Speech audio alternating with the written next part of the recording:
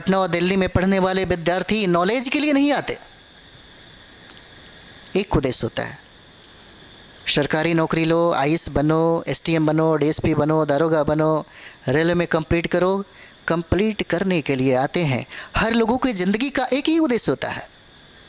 इसी तरीके से अंग्रेजी जो सरकार थी, जो भारत में यूरोपीय कंपनियों का जब आगमन हो रहा था, तो आगमन सिर्फ एक वजह से हो रही थी। वो चाहते थे कि हमारा जो व्यापार अरबों लोगों की वजह से जो बैन कर दिया गया, वो अब डायरेक्ट हम कर सके।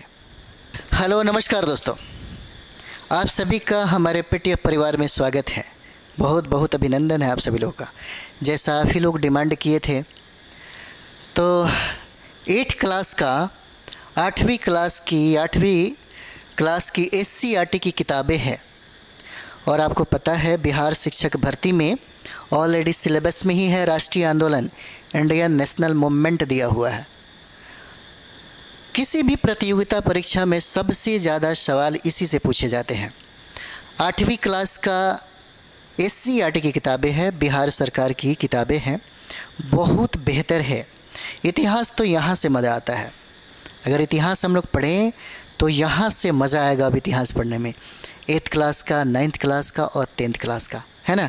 11 और 12 भी है। हम लोग सब करेंगे, घबराइए नहीं, हम लोग सभी करेंगे, है ना, सभी कुछ करेंगे। तो चलिए हम लोग प्रारंभ करते हैं, हम लोग शुरुआत करते हैं, है ना।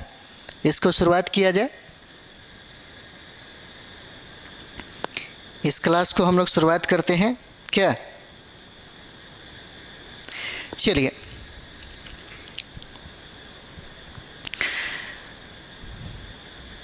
राष्ट्रीय आंदोलन 1885 से 1947, राष्ट्रीय आंदोलन 1885 से लेकर के 1947 तक है ना।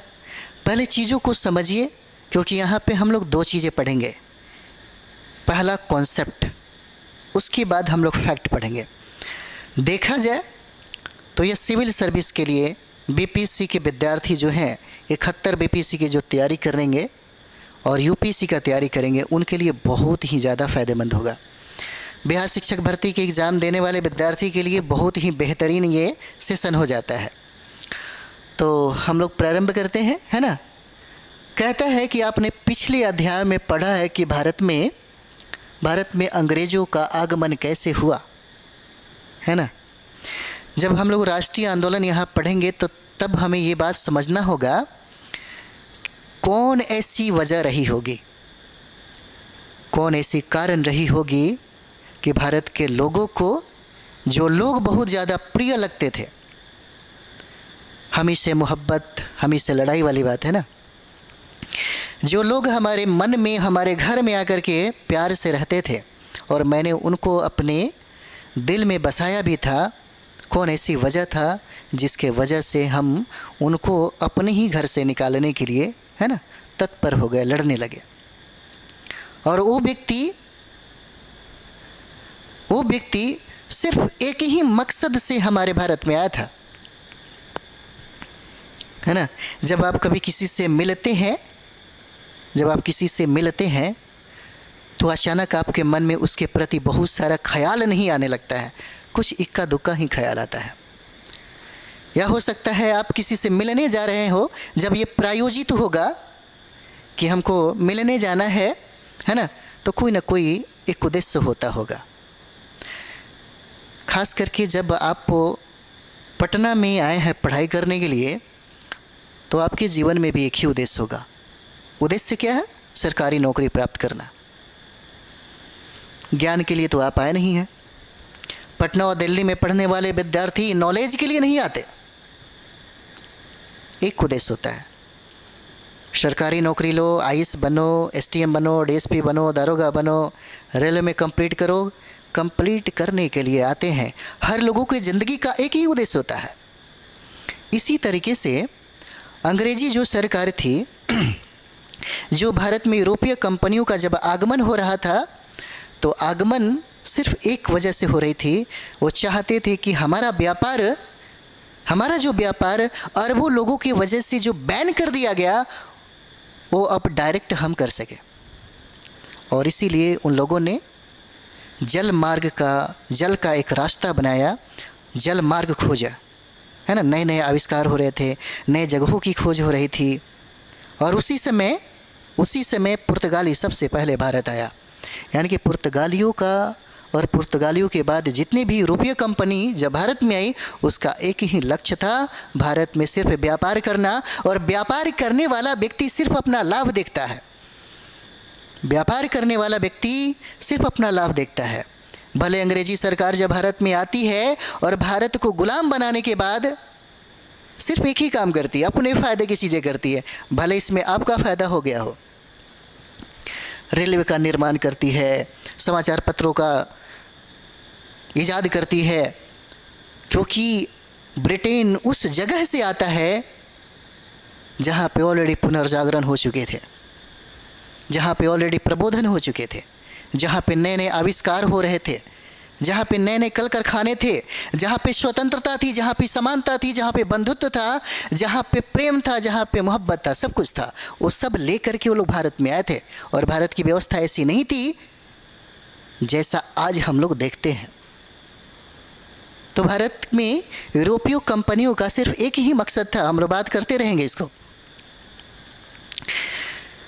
उनके द्वारा जो प्रशासनिक व्यवस्था कायम की गई, वह कैसे भारतीयों के लिए शोषणकारी हो गई। ब्रिटिश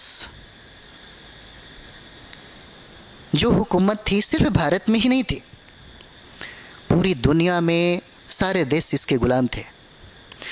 और कुछ खूबसूरती भी है, हम लोग खूबसूरती को ना छोड़े, है ना। ब्रिटिश हुकूमत ने, British east India company Bharat को लूटने के बदले में दिया भी बहुत कुछ। नहीं तो भारत के लोगों के पास दिमाग ही नहीं था।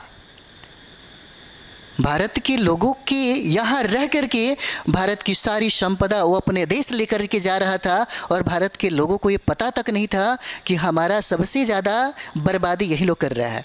वो तो दादा भाई नौरोजी बताएं, तब जाकर के लगा अच्छा हमारा शोषण, ये धन का पलायन जो है हमारे देश से, ये ब्रिटिश वाले कर गए। ये बात तो उन्होंने बताई थी, तब तक भारत के लोगों को पता ही नहीं था। और ये किताब में लिखा है, poverty and British rule in India में उन्होंने ये बात लिखी थी। पलायन का जो सिद्धांत है उसी में उन्होंने दिया था। तब तो भारत के लोगों को ये बात पता चला कि हमारा शोषण कौन करता है। हमारा शोषण अंग्रेजी ईस्ट इंडिया कंपनी करती है। प्रशासनिक व्यवस्था कायम की, एक ही प्रशासनिक व्यवस्था था। और देखिए एक ही प्रशासनिक व्यवस्था ने क्या किया, एक ही प्रशासनिक व्यवस्था। भारत में अशोक सम्राट के बाद, या कहें अशोक ही सम्राट है, आप पढ़िएगा अच्छे तरीके से, कोई दूसरा सम्राट नहीं था जिसने भारत के लोगों के लिए सिर्फ एक ही कानून बनाया हो। प्राचीन भारत के इतिहास पढ़ेंगे, मध्यकालीन भारत का इतिहास पढ़ेंगे, तो सारे जो राजनीति, जो कानून जो प्रभावित हो रही थी, वो सारे के सारे कहीं ना किसी न किसी राजा के, अगर हिंदू राजा अगर हुए तो वह कानून पक्षपाती होता था। चतुर्वर्ण व्यवस्था में देखिएगा, ब्राह्मण को कोई और दंड, एक ही अगर कोई आदमी कांड किया हो तो 4 जातियों को 4 तरह का दंड देने का प्रावधान रखा था इन लोगों ने। लेकिन अंग्रेजी सरकार ने क्या सिखाई, अंग्रेजी सरकार ने ब्रिटिश हुकूमत जो ब्रिटेन में राज करती थी, वही सेम टू सेम वही शासन पूरी दुनिया में लागू किया था। भले यहाँ आने के बाद उनके रूल और रेगुलेशन चेंज हो जाते थे, उसने किया था।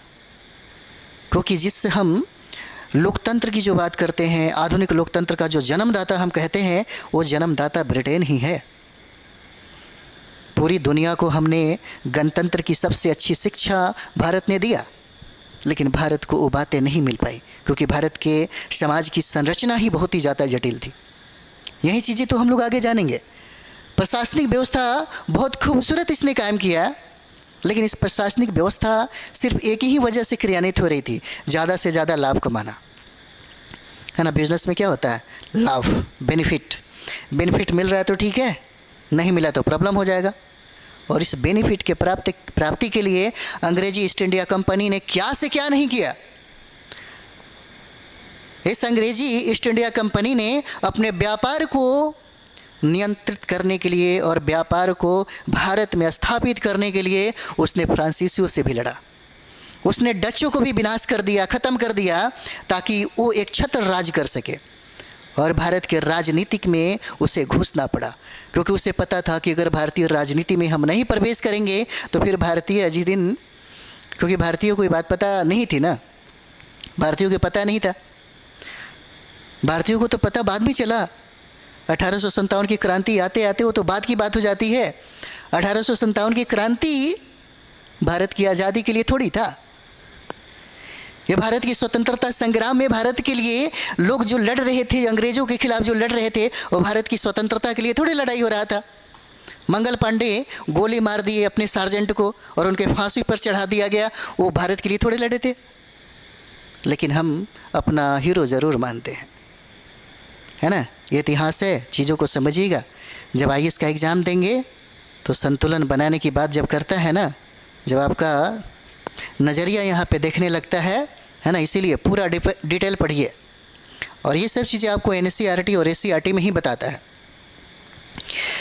क्योंकि यहाँ पे जब तक आपका विषय के प्रति दृष्टिकोण नहीं बदलता है ना, तब तक IAS के मेंस को लिखना और BPSC के मेंस को लिखना थोड़ा टफ होगा।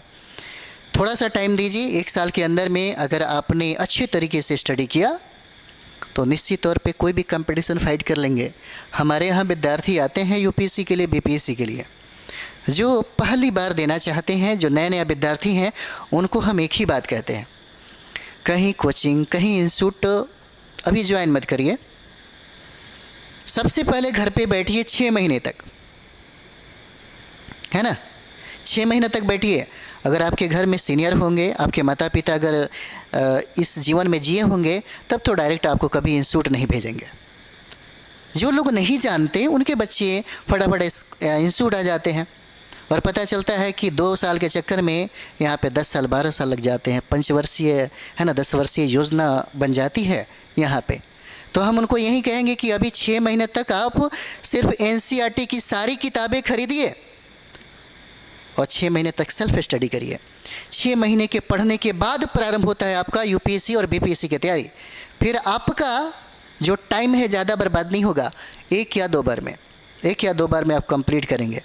कितने विद्यार्थी हैं जो ये काम करते हैं, है ना। दिल्ली यूनिवर्सिटी में जब हम लोग गए थे तो अजीब सा फील हो रहा था। बिहार से गया एक विद्यार्थी, है ना, दिल्ली यूनिवर्सिटी में प्रवेश किया, क्या तड़क भड़क क्या चीज़ था। हाँ, लेकिन इतना ज़रूर कहेंगे, अगर आप दिल्ली यूनिवर्सिटी के स्टूडेंट हैं या JNU के विद्यार्थी हैं तो वो लोग इतना पढ़वा देता है कि आपको NCERT और SCERT की ज़रूरत ही नहीं पड़ता। लेकिन कितना विद्यार्थी है ना, कितना विद्यार्थी है जो NCERT SCERT की यह पढ़ाई करे। इस क्लास में घबराइएगा नहीं, बहुत सारा चीज़ें आपको मिलने वाला है ना। और ये जो क्लास है हमारा, ये एप्लीकेशन पे स्टार्ट है। ये जो क्लास है एप्लीकेशन पे है, यहाँ से एक बार पढ़ लीजिए तो GS में 0 से लेकर के हीरो तक आपको इसमें बनाया गया है। 0 से हीरो। GS में BPSC का PT हो या मेंस लिखने की जो क्षमता हो, जो काबिलियत है, वो सब चीज़ें आपके अंदर आ जाएगा। SCERT को कमज़ोर मत समझिए, बस इसको पढ़ाने वाला, है ना, थोड़ा सा दृष्टिकोण आपके आँखों के सामने जो पर्दा लगा हुआ है वो हटाने वाला चाहिए, है ना। अरे दुनिया में सब लोग जीतता है। वो सिकंदर वाली गुण आपके अंदर जिस दिन आ गई ना, तो फिर आपको कोई रोक नहीं पाएगा। 21 साल की उम्र में भी लोग कंप्लीट करते हैं, देखे होंगे ना आप। 21 साल की उम्र में भी IAS IPS बनते हैं। बस वो बनने का जुनून होना चाहिए। बस आपको गाइडलाइन कौन कर रहा है, ये बहुत ज़रूरी है। अगर आपके माता पिता इस जीवन में जिए हैं ना, तो उनसे बेहतर कोई गाइडलाइन नहीं कर सकता। अभी तो बहुत सारे लोग हैं, है ना, बहुत सारे लोग हैं जो कंप्लीट किए हैं और अपने बच्चे को अपने घर पे पढ़ा के खुद IAS बनाया है। ये बहुत बड़ी बात नहीं है, ये उदाहरण भी है। चलिए, एक माहौल भी बनता है ना। चलिए आगे बढ़ते हैं हम लोग। व्यवस्था कायम की गई, वह कैसे भारतीयों के लिए शोषणकारी सिद्ध हुई, उनके द्वारा कैसे अपना हित साधने के लिए भारत में सामाजिक, आर्थिक और शैक्षणिक सुधार का ताना बना बुना गया। ब्रिटिश हुकूमत को ये तो बात लग रही थी कि हमारे काम में साथ देने वाले लोग कैसा होना चाहिए। मेरे अनुसार आप देखिएगा, 1857 की क्रांति ब्रिटिश हुकूमत ने अपने सेना के बल पे नहीं जीता था। देखिए 1857 की क्रांति ब्रिटिश ईस्ट इंडिया कंपनी ने अपने सेना के बल पे नहीं जीता, वो भारत के लोगों को ही साथ लेकर के भारत के लोगों को हरा दिया। उसके सेना में सबसे ज़्यादा अवध के जो किसान के बाल बच्चे थे वो शामिल थे, क्योंकि भारत को ये बात पता ही नहीं था कि राष्ट्रीयता क्या चीज़ होता है। भारत के लोगों को ये पता भी नहीं था एकता और प्यार मोहब्बत भी होता है। ये तो जाति व्यवस्था इतना खतरनाक बनाया गया था इन लोगों के द्वारा कि हर लोग एक दूसरे से अलग थलग थे। नहीं तो भारत को, जहाँ बुद्ध भारत में थे, भारत की धरती को इतना आसानी से कोई जीत लेता, हो ही नहीं सकता था, है ना। अभी हमारे भारत सरकार के नरेंद्र मोदी कितना अच्छा बात कहते हैं, है ना, गुरु बनाएंगे इस देश को, अच्छी बात है। बुद्ध को आगे लाना पड़ेगा, है ना।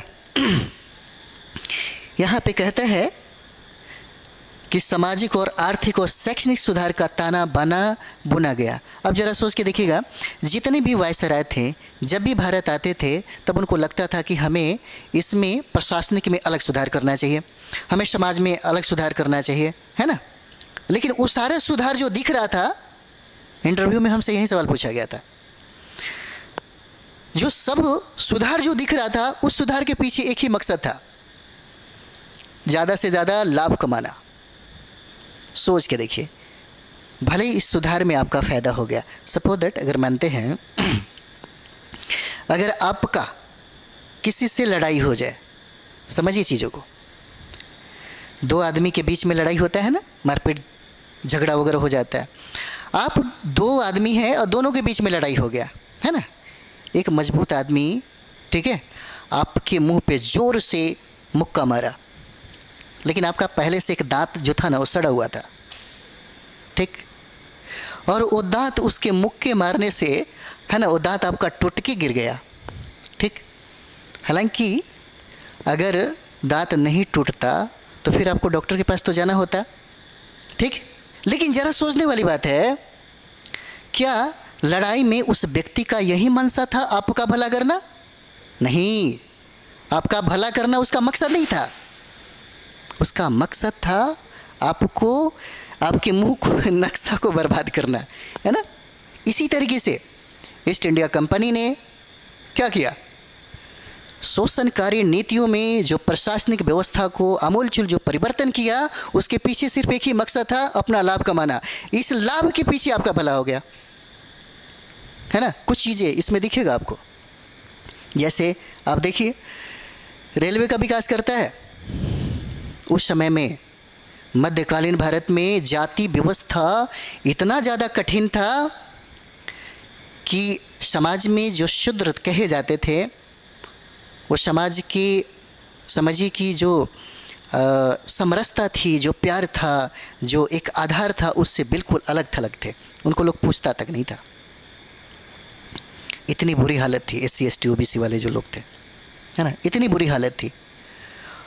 उस हालात में सोच के देखिएगा, लोग, ये सोचने वाली बात है, लोग एक शरीर से, एक इंसान से दूसरे इंसान क्या होता है, छुआ जाता है ना। उसके परछाई से भी लोग डरते थे कि हमारा शरीर जो है छुआ जाएगा, मेरा धर्म भ्रष्ट हो जाएगा। उस समय British east India company Bharat में आती है। उस समय British east India company Bharat में आती है और रेलवे के विकास ने उन दोनों को एक ही पटरी पर और एक ही सीट पे लाके बिठा दिया। लेकिन रेलवे का विकास आपके हित के लिए तो किया नहीं था, क्योंकि वो कच्चे पदार्थों की, कच्चे मालों का इस छोर से उस छोर पे जल्दी भेज दे, इसके लिए उसका निर्माण किया था ना। क्या अगर मुंबई में कोई विद्रोह हो रहा है और कलकत्ता से अपने सैनिकों को भेजना है, तो ट्रेन का निर्माण तो इसीलिए किया गया था ताकि अपने सैनिकों को जल्दी भेज सके वहाँ के आंदोलन को दबाने के लिए, आपके लाभ के लिए थोड़े किया था क्या। लेकिन इस प्रक्रिया ने भारत को बहुत कुछ दिया। इस प्रक्रिया ने भारत को बहुत कुछ दिया। भारत को एकता के सूत्र में बांधा, जो भारत हमेशा बिखरा हुआ था, भारत के लोग हमेशा बिखरे हुए थे, उसको एकता के सूत्र में बांधा। 1857 की क्रांति को भले सावरकर ने ये बात कहा हो कि यह राष्ट्रीयता, यह प्रथम राष्ट्रीय आंदोलन था, हो सकता है उनको कहीं दिखा हो, है ना, और सही बात है।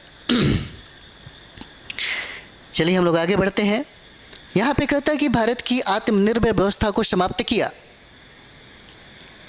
जब आप देखते हैं अकबर का शासन पढ़ते हैं, औरंगजेब का शासन पढ़ते हैं, बहुत सारा यूरोपीय कंपनियों का आगमन के पहले शासन जब पढ़ते हैं, तो भारत की अर्थव्यवस्था कैसी थी, है ना, जीवन निर्वाह अर्थव्यवस्था थी।